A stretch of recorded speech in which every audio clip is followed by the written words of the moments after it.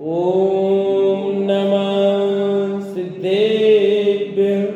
ओम नमः सिद्धेभ्यः। ओम नमः सिद्धेभ्यः। ओम जय जय जय। नमोस्तु नमोस्तु नमोस्तु। नमो अर्यन्ताणं नमो सिद्धाणं नमो ऐनियाणं नमो वज्रायाणं नमो लोये सवसाणं। मंगलम भगवान वीरो मंगलम गौतमो गणि मंगलम कुंद कुंदारो जैन धर्मोस्तु मंगलम सर्वमंगलम मांगल्यम सर्वकल्याणकारकम प्रदानं सर्वधर्माणां जैनं जयतु शासनं जैनं जयतु शासनं जैनं जयतु शासनं। बोलिए जिनवाणी मात की जय। बोलिए सती मात की जय।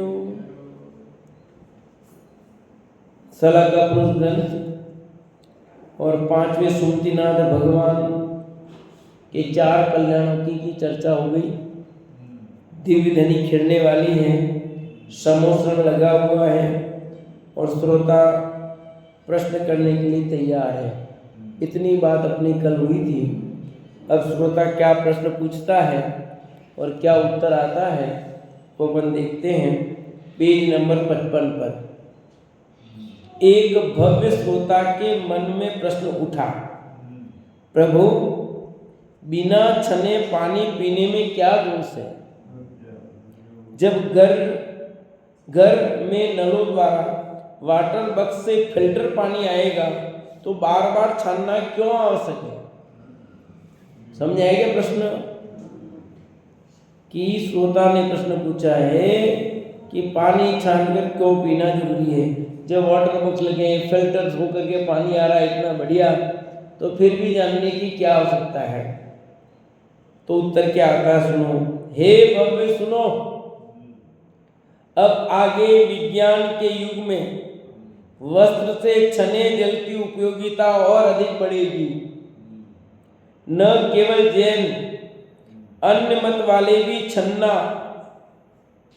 पानी पिएंगे।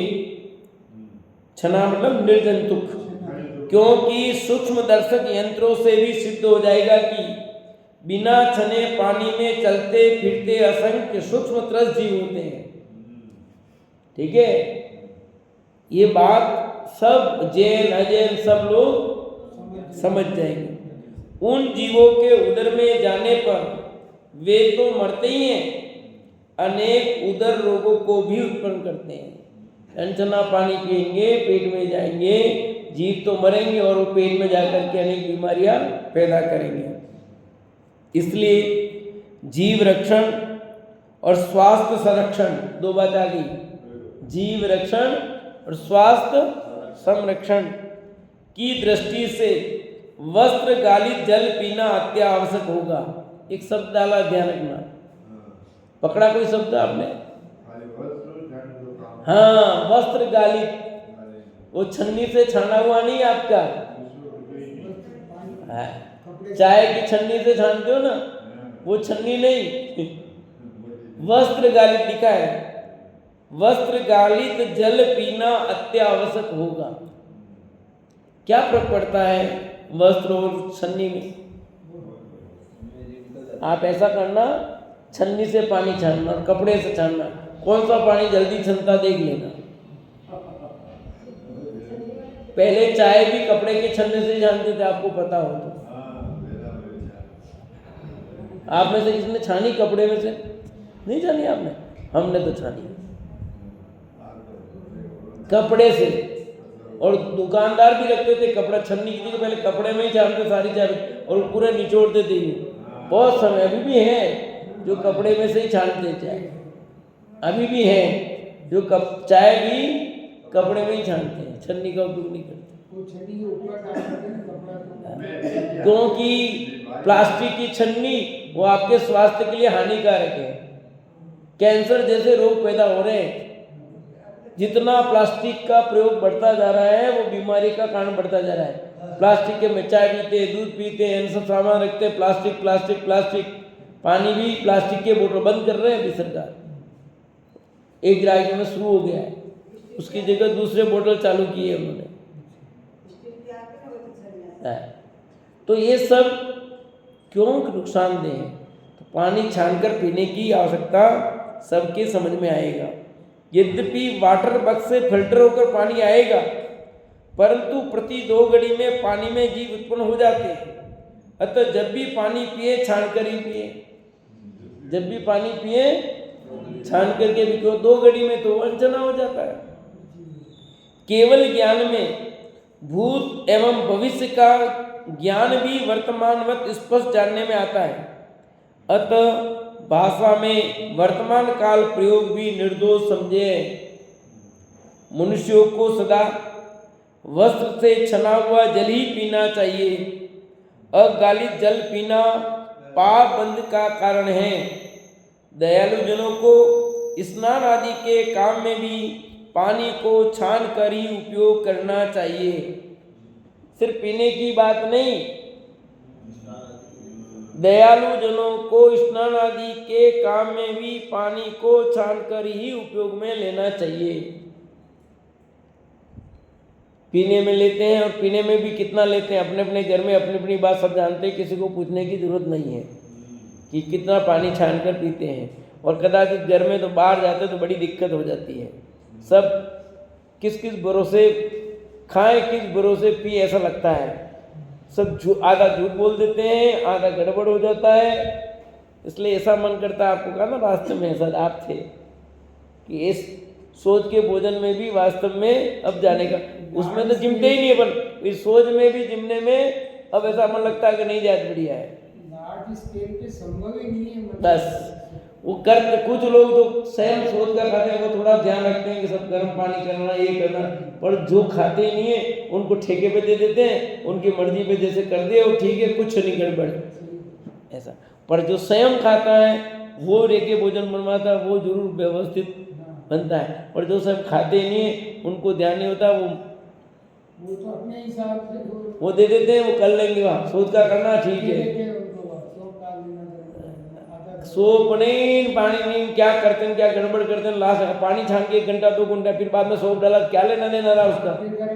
कई चीजें हैं और भी, सिर्फ पानी में नहीं और में भी देखो तो सब कोई व्यवस्थित नहीं होता है।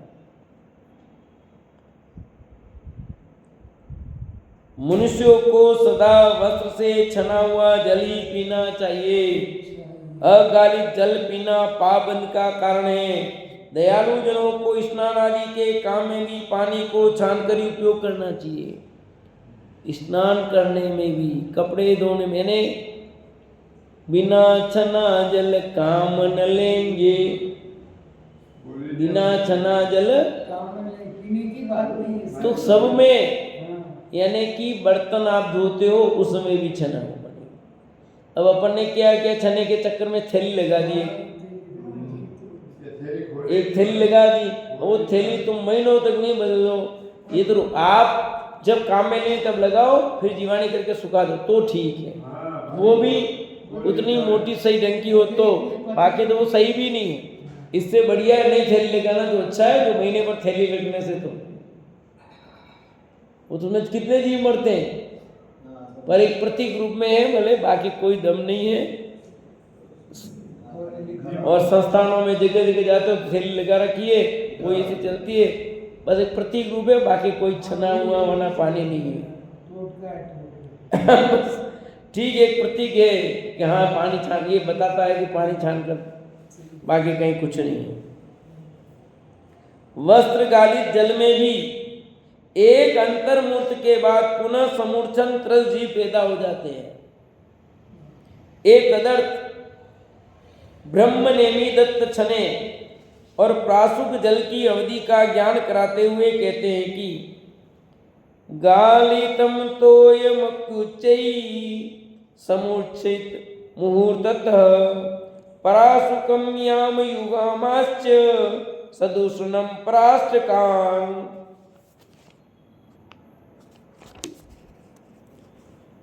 अच्छे प्रकार से छाने गए जल में भी 1 मुड़ तथा 2 घड़ी के पश्चात समूर्छन जीव उत्पन्न हो जाते हैं। 48 मिनट बाद प्रासुत किया हुआ जल 2 पहर के पश्चात तथा खूब उष्ण किया हुआ उबला हुआ जल 8 पहर के बाद समूर्छित हो जाता है।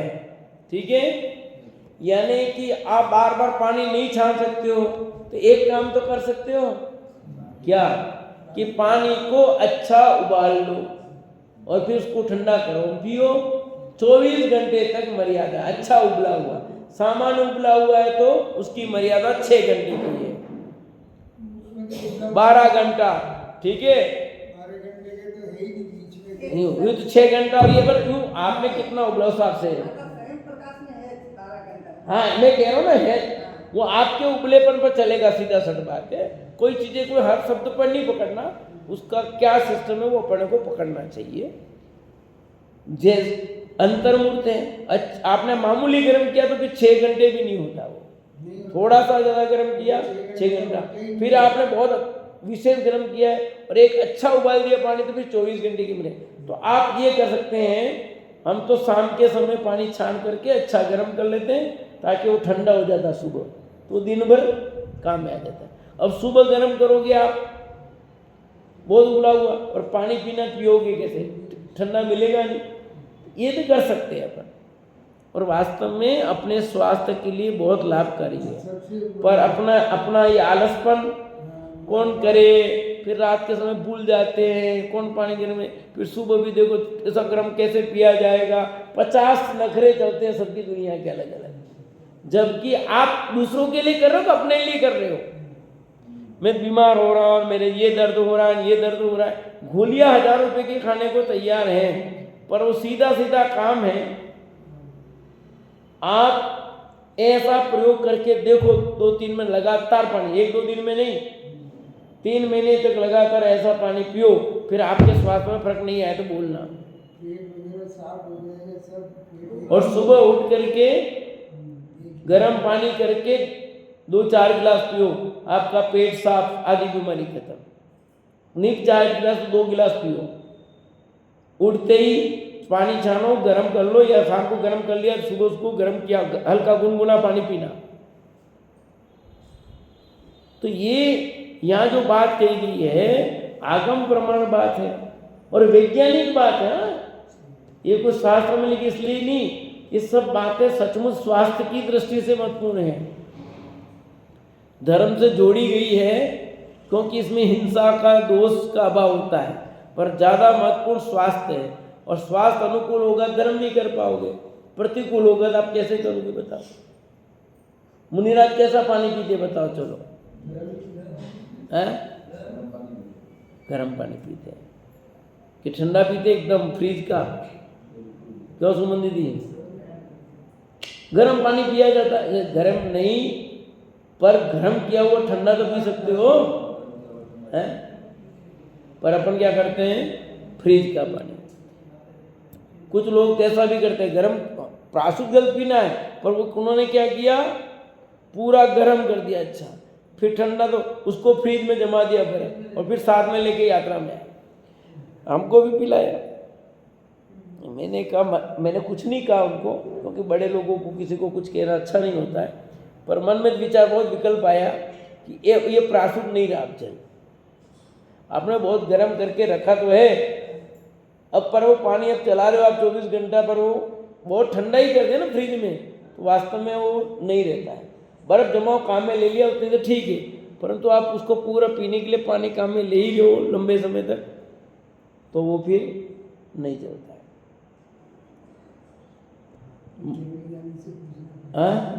किसी केवल ज्ञानी से पूछना पड़ेगा वास्तविकता मतलब क्या होती है इसमें, अभी अपन छद्मस में नहीं कह सकते। हाँ फिर भी लगता है ना, प्रैक्टिकल में देखे तो यूं पूर्वोक्त कथन के समर्थन में छने पानी की समय सीमा के विषय में निम्नलिखित कथन द्रष्टव्य है। मुहूर्तम गालितम तोयम प्रासुकम प्रहरद्वयम उष्णोदकम होरात्रम तत समूर्चित भवेत। ध्यान रहे, तत्काल का छना हुआ पानी 1 मूठ, प्रासुक किया दोपहर, उबला हुआ पानी 24 घंटे बाद समूर्छित हो जाता है। कितने ग्रंथों के प्रमाण देंगे आपको। और सुनो, जैन अगाऊ लहू जलू पी, जानी जैन पवाणु, जो तम पी अगा लहू सो धीवर पाणु। कुछ समझ में आया? सुन लो, अर्थ सुन लो। जो अगालित जल पीता है वह जिन आज्ञा को नहीं जानता। क्या कहा? जिन आज्ञा को जाने जन पवाणु, तथा जो अगालित जल पीता है वह धीवरों में प्रधान है। क्या लिखा? सो धीवर पाणु, वो धीवरों में प्रधान है। धीवर समझते हो? जो मछलियों को, उसको कहते हैं धीवर। इतने शब्द, कठोर शब्दों का प्रयोग है। प्रधान लिखा, प्रधान। कितने कठोर शब्द। अगालित जल पीता है, पहली बात जिन आज्ञा को नहीं मानता। अब अपन जिन आज्ञा को मानते नहीं, और जो जिन आज्ञा को नहीं मानता वो जैनी कैसे? जैनी जैनी जैने जैने जैने। और छने हुए पानी में पीने में दिक्कत क्या है ये समझ में नहीं आता है। प्रमाद के अलावा कुछ भी नहीं है। तो गरम करो ना, ये कहती है ना, एक बार छानो उसके बाद अच्छा गरम कर लो। ठंडा करो ना, पियो ना। पर लाइट जलेगी, गरम करोगे, गैस जलेगी। लोभी जीव है, तेरा लोभ सब निकल जाएगा, श्वास में सब पैसे उसमें निकल जाते हैं। हम इतने लोभी जीव हैं, पानी इतना गैस जलेगा भी।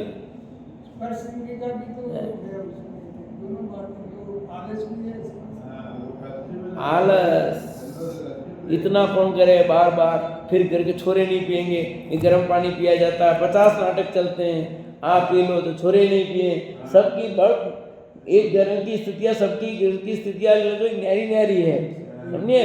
पर उसका बढ़िया तरीका यही है, शाम को पानी छान के अच्छा गर्म कर लो और उसको ठंडा कर लो, फिर सब पिएंगे, बच्चे भी पिएंगे, सब जने पिएंगे। तत्काल गर्म किया हो तो आप भी इतना नहीं पी सकते भैया। वो माँ था, वो इतना गर्म पानी देते, मैं उसको ठंडा ऐसे पिया जाता क्या? फिर वो मेरे लिए वापस उसमें ठंडा कर देते थे। तत्काल गर्म करके लाए, क्योंकि ऐसा पानी नहीं पिया जाता गरम गरम भैया। आपको ऐसा गरम भी नहीं पीना चाहिए जाता, नहीं तो हाथ खराब हो जाएगी।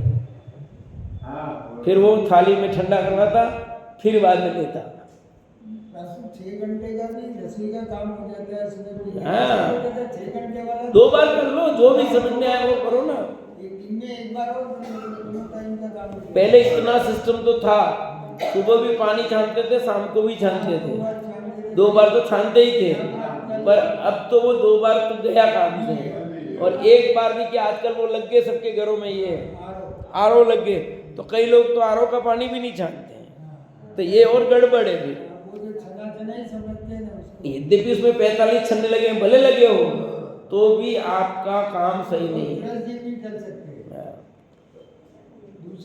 अतः हे बुद्धिमान श्रावक, स्नान करने में, वस्त्र धोने तथा किसी भी वस्तु का प्रक्षालन करने में तत्काल का छना हुआ पानी काम में लेना चाहिए।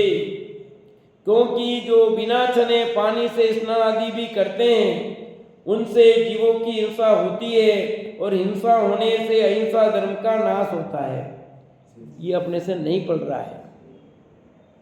क्यों? स्नान करने में अनछने पानी का प्रयोग होता है। छाने भले छान के पीते तो है, पर स्नान है, कपड़े धोने हैं, सोच जाते हैं 50 जगह सब, पर कम से कम उतना नहीं तो अंदर में खेत तो बरतता है। ये अनछने का पानी को, ये जीव हिंसा हो रही है, जो मेरा अपराध है, इतना तो ख्याल में आना ही चाहिए कम से कम भाई, ये हमसे नहीं हो पा रहा है। खेत खिन्नता लगती है। वस्त्र गाली जल पीना न केवल जैनों का कर्तव्य है, बल्कि जैनेतर धर्म ग्रंथों में भी पानी छानकर ही पीने का विधान है। दृष्टिपूतम नसेत पादम पटपूतम जलम पिबेत। क्या लिखा? जीव रक्षा हेतु देखकर कदम रखो और कपड़े से छानकर पानी पियो। ये अन्य मत में लिखा हुआ है कि देखकर चलो और छानकर पानी पियो। दृष्टिपूतम नसेत पादम पटपूतम जलम पिबेत। पट कहते हैं वस्त्र को, ठीक है। पट किसको कहते हैं? वस्त्र को। पटाक्षेप नाटक में ना, पटाक्षेप तो पर्दा, वहां पर्दा अर्थ किया। पट माने वस्त्र ही होता, तो पर्दा वस्त्रों का होता है, तो पर्दे को गिराना यानी कपड़े को गिराना। जैनेतर के ही दूसरे ग्रंथ लिंग पुराण में लिखा जाएगा। जैनेतर ग्रंथ में एक लिंग पुराण है, उसमें लिखा संवत्सरेण यत पापम कुरुते मत्स्य वेदक एकाएन तदाप्नोति अपूत जल संकुली। मछली मारने वाला धीवर मछलियां मार मार कर एक वर्ष में जितना पाप करता है, बिना छना पानी काम में लेने वाला व्यक्ति एक दिन में उतने पाप का भागी होता है। कुछ समझ में आया? वो अन्य मत वाले में लिखा हाँ, एक अन्य मत में लिखा है अपने में तो आप इसके हिसाब से कि मछली मारने वाला जो धीवर है वो मछलियां मार मार कर एक साल में जितना पाप करता है, उतना आप एक दिन में अनछना पानी पीते हो, काम में लेते हो, उतने जीव गिन सकते। क्यों? एक बूंद में अनंत जीव है भाई। अपनी बात करो ना, वो तो अनंत जीव की बात। सब बहुत दोष है, बहुत दोष है भैया, पर ख्याल नहीं आता है क्योंकि उसमें जीव दिखाई नहीं देते ना इसको। वे दिखने लग जाए तो ये भी सब बंद कर दें। वो दिखते नहीं है ना, बस दिख नहीं है इसलिए लपड़ा, और कोई चक्कर नहीं है, और कोई दिक्कत नहीं है इसको। वो दिखने लग जाए छोटे छोटे भी तो ये बंद कर दे। जरा सा कचरा नजर आए तो नहीं देख के बड़ी हल्को सा नजर आ जाए तो बिल्कुल। पर इसमें वो इतने सूक्ष्म सूक्ष्म सूक्ष्म जीव हैं। आपको यहाँ बताया था, बड़ा 1000 गुना बड़ा करके दिखाया भी था आपको कि कैसे जीव कैसे घूम रहे हैं वो लोग। और आपको दिखाना हो, देखना हो और प्रत्यक्ष, तो हम ले जा करके आपको यहाँ दिखा देंगे। मोहनलाल सुखड़िया विश्वविद्यालय में वहाँ लगा हुआ है। आपको इसमें दही में, अचार में, सब में जीव दिखा देंगे ले जाकर कि कैसे जीव है। और एक बार देख लोगे फिर आप देखो आपका नहीं बदले क्या। दयालु जो होगा उसका तो बदल जाएगा। अरे वे सब वे चाले है, ये सब कहता रहे यूँ लगे ना, पर जब प्रत्यक्ष स्वयं देखेगा ना तो फर्क पड़ता है। अभी शास्त्र में पढ़ रहे हैं, सुन रहे हैं, ये ठीक है ना यार, क्यों विमल जी कैसा लगता है आपको ये बताओ? इतना सुनते उसके बाद में अपने को बदलने का भाव होता है क्या? ऐसा लगता है शास्त्र की बात सब सही तो है पर संभव नहीं है ये, ऐसा लगता है कि नहीं लगता बताओ? और संभव नहीं होता तो जिनवाणी में लिखते क्यों? मेरे को ये समझ नहीं है। असंभव होता तो जिनवाणी में आचार्य देव या कोई लिखते ही नहीं। जो संभव है वही लिखा है। पानी नहीं जान सकते, असंभव काम है ये।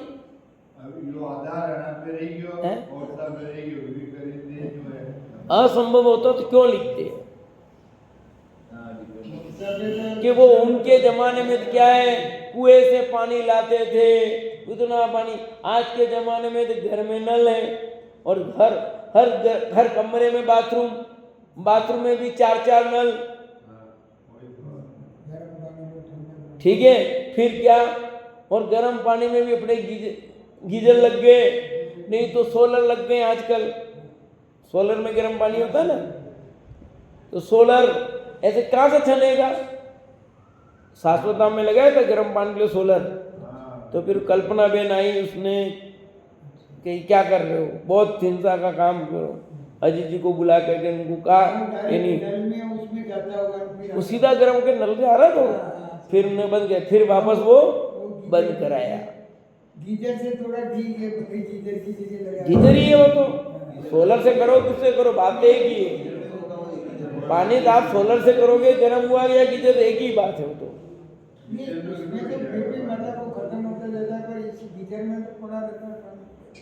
किसमें पड़ा रहता? सोलर में भी पड़ा रहेगा ना, वो पूरा गर्म हो के आ रहा पानी आपके जो आ रहा पूरा टंकी में, उससे गर्म हो रहा ना पूरा पानी, हाँ, टंकी तो वो तो वही रहेगी। अरे सौर की ऊर्जा से बने पानी तो मरे, जीव तो खाना आप अपने आग से बनाओ, बिजली से बनाओ, सोलर से बनाओ, खाना पका कि नहीं पका, तो पानी में जीव मरे कि नहीं मरे अनचने? किस मेरा भी मरेंगे, एक जरा भी फर्क नहीं है। आप सोलर से गर्म करो, आग से करो कि आप हीटर से करो, जीव तो बराबर ही मरेंगे, कोई कम ज्यादा नहीं मरने वाले। तो प्राचीन कैसे होगा? आप ऐसा छान करके पानी गर्म करो और फिर काम में लो, कोई दिक्कत नहीं है। पानी छान करके गर्म करो, अपने गैस पर करो, चाहे टंकी आती है आजकल, हमारी टंकी ला रखी है, उसमें उड़ा देते हैं, पानी छान के टंकी में भर देते हैं, वो गर्म हो जाता है, उसको काम में लो। पर हमारे लिए बहुत मुश्किल काम ऐसा लगता है हमको, और अपन तो कर भी ले थोड़े से, परंतु बच्चा बच्ची तो उनको तो ऐसा लगता है कि कंटाला आता है उनको तो, क्योंकि इसका अभ्यास नहीं है ना। कारण ये कि सुनते नहीं है, समझते नहीं है, विचार करते नहीं है कि कितनी जीव हिंसा का होगा। फिर कहते हैं इतनी तकलीफ, अरे तकलीफ तो आएगी भैया, तकलीफ तो आएगी, हम पाप इतना कर रहे हैं, तकलीफ आएगी आएगी, कहीं नहीं जाने वाली है, वो छूटेगा नहीं भैया। कितने भवों का आदाय। अतः अहिंसक आचरण के लिए ऊपर गए, एकमी उदग बिंदुमी जे जीवा जिन मरई पड़ता ते जय सिर सवमित जम्बू दीवेन मायंती। हो ये भी अन्य मत में लिखा, एक दिन में उतने पाप का भागी होता, क्योंकि जल की एक बूंद में इतने सूक्ष्म जीव, त्रस जीव होते हैं, यदि वे, ध्यान से सुनना, यदि वे आकार में सरसों के दाने के बराबर हो जावे तो जम्बू द्वीप में नहीं समाएंगे, ऐसा जिनेंद्र देव ने कहा है। क्या कहा? एक बूंद में कितने जीव,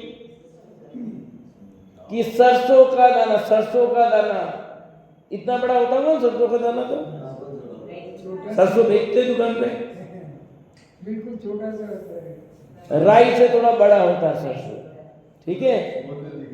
पीली सरसों देखिए अपने पूजन में काम में लेते हैं, वो सरसों का दाना ही वही है, सब्जी में भी लेते ही है, सब सब्जी में लेते ही ना काम में।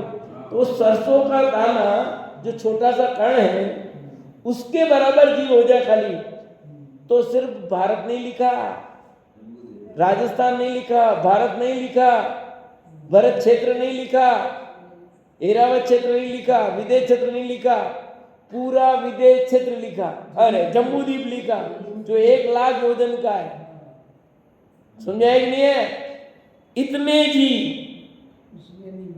बचने, देखो कितना साफ है, यदि वे आकार में सरसों के दाने के बराबर हो जावे तो जम्बूद्वीप में नहीं समाएंगे, ऐसा जिनेंद्र देव ने कहा है। अब आपको क्या करना सोचोगे? अब आपको क्या करना चाहिए, सब सोचो। यदि इस ये लाइन पढ़ करके आपके जीवन में थोड़ा सा भी फर्क आता है तो ये जिनवाणी पढ़ना सार्थक है। क्या विमल जी? ये जीव मतलब कहीं इंद्रिय में आवे, अरे 2 इंद्रिय, त्रस जीव तो 2 इंद्रिय, 3 इंद्रिय, 4 इंद्रिय में आते हैं। पानी वाला एक तो जलकाई के बहुत अलग है, उसकी तो आप छान ही नहीं सकते, जलकाई की तो बात ही नहीं चल रही है केंद्रीय, वो तो आप छन्ने से छानोगे तो नहीं छनेगा, वो तो उसकी तो बात ही नहीं है। इसके अंदर जो जीव है, पानी के अंदर जो त्रस जीव, जो इधर 2 इंद्रिय होने पर भी सूक्ष्म है, 3 इंद्रिय भी होते हैं, 4 इंद्रिय भी होते हैं, सब होते हैं उसमें, इतने सूक्ष्म है वो कि आपको आंखों से नहीं दिखते हैं। कोई एक बूंद में इतने जीव बताए कि वो जीव किसके बराबर, और आपको यहाँ प्रैक्टिकल करके दिखाया भी है।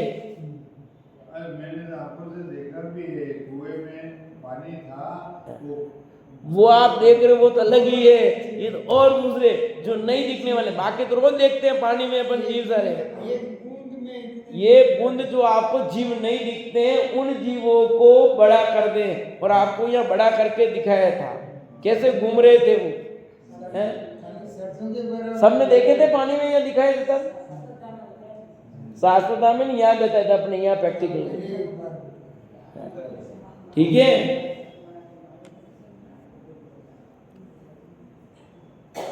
अतः अहिंसक आचरण के लिए तथा मांस के अतिचार से बचने के लिए पानी सदैव छान कर ही काम में लेना चाहिए। कहा भी है, वस्त्रनाति सुपीनेन गालितम तत् पिबेत् जलम अहिंसा व्रत रक्षाए मांस दोषाए नो दुने। क्या लिखा? अहिंसा व्रत रक्षाए मांस दोषाय नोदने। अहिंसा व्रत की रक्षा के लिए एवं मांस के दोष से बचने के लिए अत्यंत मोटे दोहरे छन्ने से छना हुआ पानी ही पीना चाहिए। क्या लिखा? मोटा और दोहरा छन्ना, छन्ना डबल करना, और मोटा होना चाहिए, वो भी सिंगल नहीं। प्रेस जी भी निकले जाती। यानी सूर्य की किरणें आपको ऐसा करो तो सूर्य किरणें नहीं दिखनी चाहिए। सूर्य किरणें आपको दिख रही है तो वो काम का नहीं है। ऐसा कैसे समझाया? यूज करके ऐसा समझाया है। पर ध्यान रहे, अब और सुनो, छन्ने का कपड़ा सूती हो, स्वच्छ, मोटा व दूरा हो। पहले लिखा सूती हो, फिर दूसरा लिखा स्वच्छ हो। गंदा होगा तो गंदे में जी पैदा हो जाते हैं, धोते ही नहीं कहीं। मोटा होना चाहिए, दोहरा है, डबल करना है, टेरी काट ना हो, पतला पुराना एवं मेला ना हो। इसलिए अपने भगवान के पोछने भी अपन बराबर क्यों बदलते थे? गंदे हो जाए हटा दो बस, क्यों बदल? इसलिए बदलते हैं। कोई मैं देखता हूँ मंदिरों में वो चला रहे, भगवान को पोछने की इच्छा नहीं होती उन वस्त्रों से। हम पोछना कर रहे हो, चलाए जा रहे हो। कपड़े साफ स्वच्छ होने चाहिए, एकदम चमचमाते हुए। भगवान के अंग पोछना करो और कपड़े वो इतने मेले हो नहीं, बदल लो 15 दिन महीने भर में चेंज करो। अपने यहाँ तो हो रहा है, अपने यहाँ तो पूरा, पर देखा मैं ये कह रहा हूँ, अपने यहाँ तो अपन चेंज कर देते हैं, अपने तो पहले से सिस्टम कर रखा है। अपने यहाँ तो बिल्कुल साफ सुथरे रहते हैं, जैसे तो दूसरे काम में ले लेंगे उसमें हटा देते हैं अपन तो, क्योंकि साफ सुथरा हो। इकरा व खिरखिरा भी नहीं होना चाहिए, यानी एक सिंगल नहीं होना चाहिए, खिरखिरा नहीं होना चाहिए। हाँ, क्योंकि पानी में दो तरह के रोगाणु होते हैं, एक बैक्टीरिया और वायरस। दूसरे, एक बैक्टीरिया और एक वायरस। इकरे छनने से बैक्टीरिया तो छन जाते हैं पर वायरस नहीं छनते। आ रहा समझ में कि सिंगल है ना, तो बैक्टीरिया छन जाएंगे, वायरस नहीं छनेंगे। और दूरे मोटे सूती कपड़े के छनने से वायरस भी छन जाते हैं। अतः स्वस्थ रहने की दृष्टि से भी पानी सदा दूरे और मोटे छन्ने से ही छानना चाहिए। यानी आप स्वस्थ रहना चाहते हो ना, स्वस्थ रहना कहा तो छान करके पी भैया। और छानने का मतलब सिर्फ टोटका मत कर, छानने के नाम पर फॉर्मेलिटी कर रहे हैं हम। एक लगा दी थैली, हो गया काम। कपड़ा भी लेते हैं। दोहरे छन्ने से छानो कपड़ा, दोहरा छन्ना भी मोटा होना चाहिए और ढंग से जीवाणी भी करो, फिर पानी छन जाएगा पीने में। पर इधर उन जीवों की रक्षा करने के बाद तो वो भी ध्यान रखना है जिसमें बहता पानी। अब वो सारी सुविधा नहीं, कम से कम जहाँ बह रहा पानी उसी में वहां पर उसको जीवाणी करो।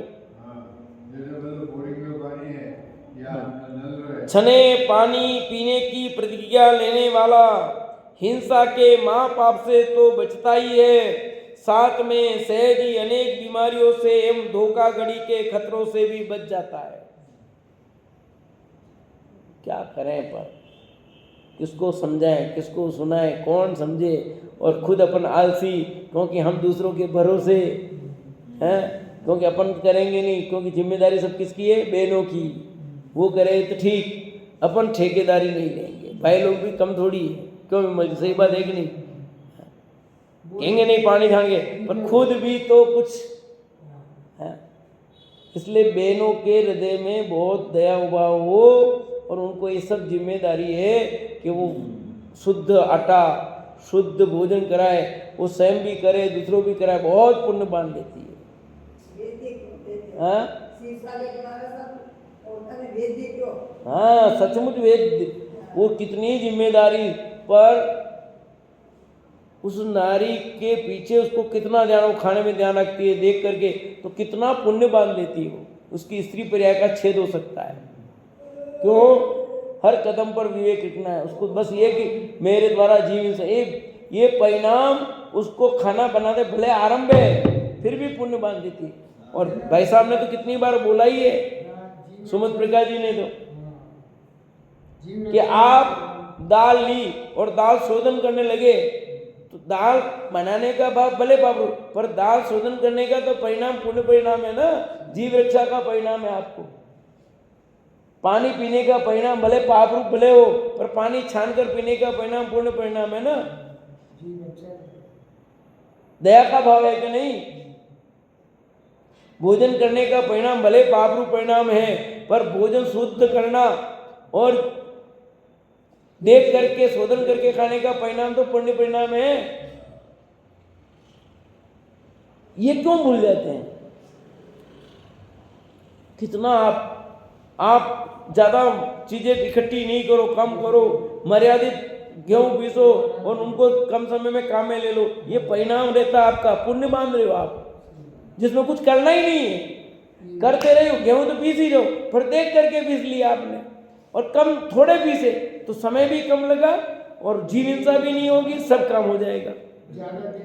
पर लोगों क्या, रोज कौन पीछे, रोज चक्की कौन साफ करेगा, ऐसे होता है क्या?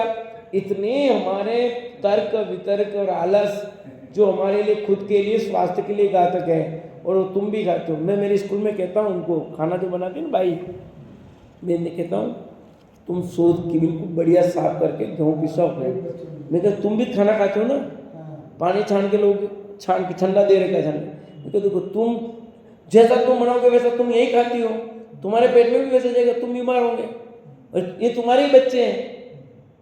सब साफ देख करके बढ़िया क्यों फिर भी पिसवाते हैं, और ज़्यादा दिन नहीं, 3 दिन ही चलता आटा, 3 दिन 4 दिन, उससे ज़्यादा आटा नहीं पिसवाते, क्योंकि 150-200 बच्चों का खाना बनता है तो ज़्यादा चलता ही नहीं है।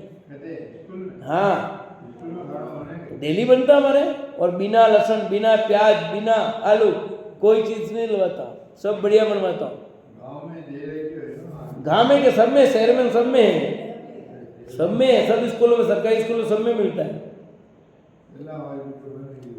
पहले दलिया देते थे तो खाना बनता है, एक दिन खिचड़ी बनती है, एक दिन रोटी सब्जी होती है, एक दिन दाल है, एक दिन चावल है, सब अलग अलग है। एक दिन फल देते हैं, फल के साथ सब में पहली से 8वीं तक के सब बच्चों के लिए। हाँ, छने पानी पीने की प्रतिज्ञा लेने वाला हिंसा के महापाप से तो बचता ही है, साथ में सहज ही अनेक बीमारियों से एवं धोखाधड़ी के खतरों से भी बच जाता है। उदाहरणतः उसकी उदर विकार उत्पन्न करने वाली बाजारू मिठाइयाँ खाना भी छूट जाती है, क्योंकि वे सब अनछने पानी से ही बनती है। आपने पानी छानने का नियम ले लिया तो बाजार की कोई चीज कैसे खाओगे बताओ? अरे बाजार का त्याग थोड़ी है, पानी छान कर पीने का त्याग है। कई लोग कहते हैं हमारे तो दूध का त्याग है, चाय का थोड़ी त्याग है। ठीक है, गली निकालो कुछ भी।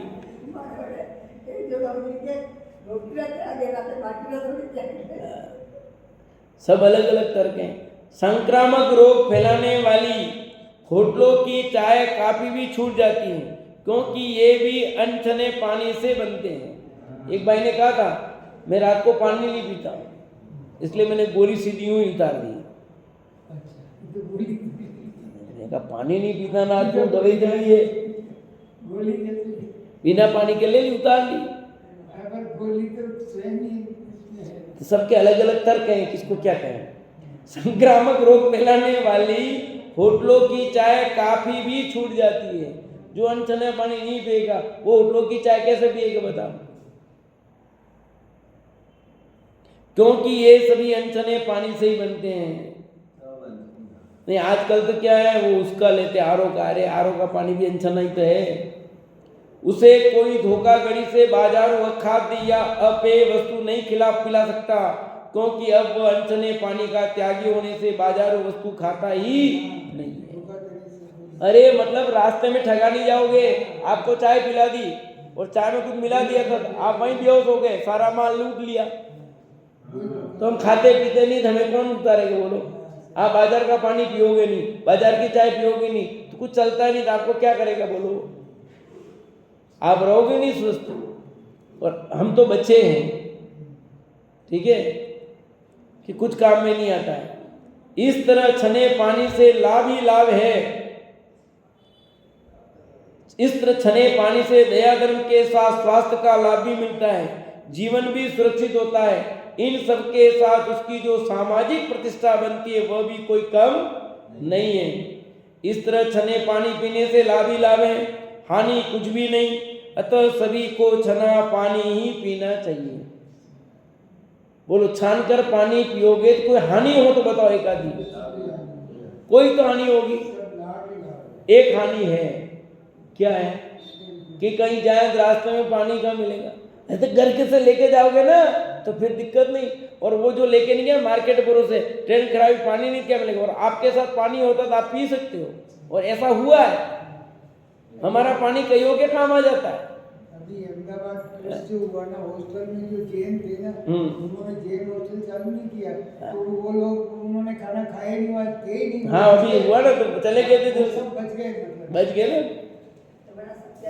समय शिखर पहुंचकर प्रभु 1 मास तक दीपदनी बंद करके ध्यानारूढ़ हो गए और प्रतिमा योग को धारण कर वैशाख शुद्ध षष्ठी के दिन प्रातः काल अनेक मुनियों के साथ परम पद को प्राप्त हो गए। कौन, किसकी कहानी चल रही है?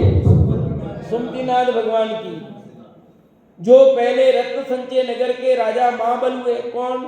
सुमतिनाथ। तदंतर विजय नामक अनुत्तर विमान में हेमेंद्र हुए। फिर ऋषभनाथ के वंश में अयोध्या नगरी के अधिपति राजा हुए। वे अभिनंदन सुमतिनाथ हमारे कल्याण में निमित्त बने, जिन्होंने निश्चय और व्यवहार नयों से विभाग कर समस्त पदार्थों का विचार किया। अपने भव की विभूति का नाश करने के कारण देवों ने जिनकी स्तुति की, जो तीनों लोकों के स्वामी कहलाकर भी अपने स्वभाव के स्वामी हैं, संसारी जीवों को संसार से पार उतारने में जिनकी दिव्यवाणी समर्थ सिद्ध हुई, उन सुमतिनाथ को सत्सत नमन, सत्सत नमन। इस प्रकार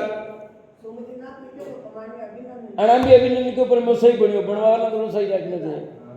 इसमें तो अभिनंदन लाग दिया पर गलत है दोनों जगह। मैंने सुमतिनाथ पढ़ा इसलिए सही है। हाँ, तो इस प्रकार अपना ये सुमतिनाथ भगवान की कथा पूर्ण हुई। आगे हम पढ़ेंगे पद्म प्रभु भगवान की कथा।